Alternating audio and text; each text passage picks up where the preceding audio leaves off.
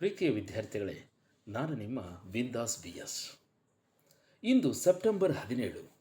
ತಮ್ಮೆಲ್ಲರಿಗೂ ಕಲ್ಯಾಣ ಕರ್ನಾಟಕ ಉತ್ಸವದ ದಿನದ ಹಾರ್ದಿಕ ಶುಭಾಶಯಗಳು.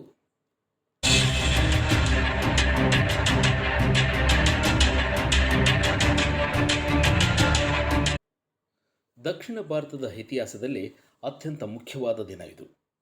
ಏಕೆಂದರೆ ಕರ್ನಾಟಕದ ಅನೇಕ ಭಾಗಗಳಲ್ಲಿ ಸ್ವಾತಂತ್ರ್ಯ ದಿನಾಚರಣೆಯನ್ನು ಒಂದು ಬಾರಿ ಆಚರಣೆ ಮಾಡಿದರೆ, ನಾವುಗಳು ಅಂದರೆ ಬೀದರ್, ಗುಲ್ಬರ್ಗ, ರಾಯಚೂರು, ಯಾದಗಿರಿ, ಬಳ್ಳಾರಿ, ವಿಜಯನಗರದ ಜನತೆ ಎರಡೆರಡು ಬಾರಿ ಸ್ವಾತಂತ್ರ್ಯದ ಸವಿಯನ್ನು ಸವಿಯುತ್ತಿದ್ದಾರೆ.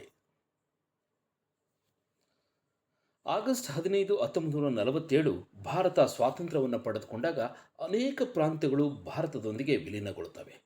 ಆದರೆ ಅಂದು ಹೈದರಾಬಾದ್ ನಿಜಾಮರ ಆಳ್ವಿಕೆಯಲ್ಲಿದ್ದ ಈ ಬೀದರ್, ಗುಲ್ಬರ್ಗ, ರಾಯಚೂರು, ಯಾದಗಿರಿ, ಬಳ್ಳಾರಿ ಭಾರತದೊಂದಿಗೆ ಸೇರಲು ಇಚ್ಛಿಸಲು ಹೈದರಾಬಾದಿನ ನಿಜಾಮರು ಒಪ್ಪಲಿಲ್ಲ.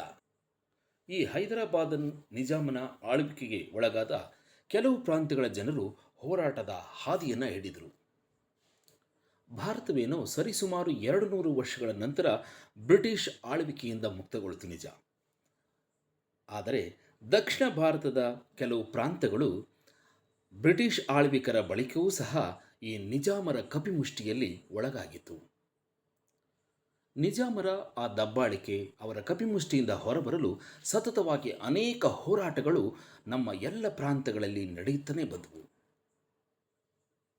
ಹೈದರಾಬಾದ್ನ ನಿಜಾಮ ಉಸ್ಮಾನ್ ಅಲಿ ಖಾನ್ ಭಾರತಕ್ಕೆ ಸ್ವಾತಂತ್ರ್ಯ ಬರುವುದಕ್ಕಿಂತ ಪೂರ್ವದಲ್ಲಿಯೇ ಈ ಹೈದರಾಬಾದ್ ಕರ್ನಾಟಕದ ಪ್ರಾಂತ್ಯವನ್ನು ತನ್ನ ಒಂದು ಸಂಸ್ಥಾನ ಎಂದು ತಾನೇ ಸ್ವತಃ ಘೋಷಿಸಿಕೊಂಡಿದ್ದ. ಅಂದು ನಿಜಾಮರ ವಿರುದ್ಧ ಹೋರಾಟದ ಹಾದಿಯನ್ನು ತುಳಿದವರು ರಾಮಾನಂದ ತೀರ್ಥರು.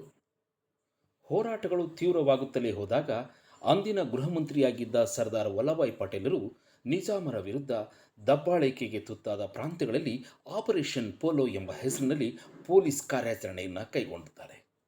ಆ ವೇಳೆ ನಿಜಾಮನು ಸೈನ್ಯ ಭಾರತಕ್ಕೆ ಶರಣಾಗಬೇಕಾಗುತ್ತೆ.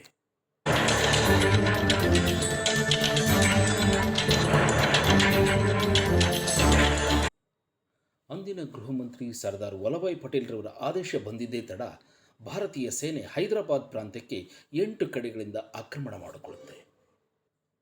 ನಿಜಾಮರ ದುರಾಡಳಿತಕ್ಕೆ ಬೇಸತ್ತ ಜನರೂ ಸಹ ಅಲ್ಲಿ ಹೋರಾಟಕ್ಕೆ ಧುಮುಕ್ತಾರೆ. ಬೆಚ್ಚಿ ಬಿದ್ದ ನಿಜಾಮ ಸರ್ದಾರ್ ವಲ್ಲಭಾಯ್ ಪಟೇಲ್ರನ್ನು ವಿಮಾನ ನಿಲ್ದಾಣದಲ್ಲಿ ಸಂಧಿಸಿ ಶರಣಾಗತಿಯಾಗ್ತಾನೆ. ತನ್ನ ಪ್ರಾಂತ್ಯವನ್ನು ಭಾರತದೊಂದೆಡೆಗೆ ವಿಲೀನಗೊಳ್ಳೋದಕ್ಕೆ ಒಪ್ಕೊಳ್ತಾನೆ ಕೂಡ. ಆ ದಿನವೇ ಸೆಪ್ಟೆಂಬರ್ 17, 1948 ಆ ದಿನ. ಇಂದು ನಮ್ಮ ಕಲ್ಯಾಣ ಕರ್ನಾಟಕದ ವಿಮೋಚನಾ ದಿನ. ಥ್ಯಾಂಕ್ ಯು ಮಕ್ಕಳೇ, ಧನ್ಯವಾದಗಳು.